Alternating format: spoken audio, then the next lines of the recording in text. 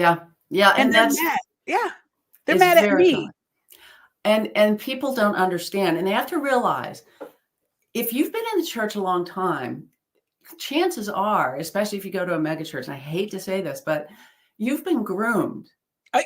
You have been groomed. You've been groomed to accept their bad behavior. Come on.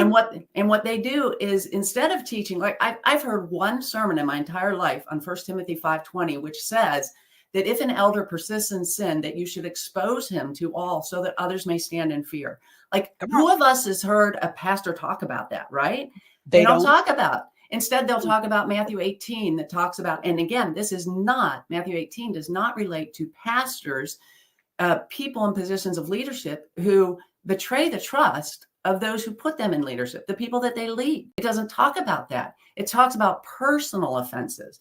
If you have a personal offense, you go to the person one-on-one, and then it says you take, another brother or two or sister, if the person won't listen. And then if the person still won't listen, you bring them to the whole church. But again, that's for a personal offense.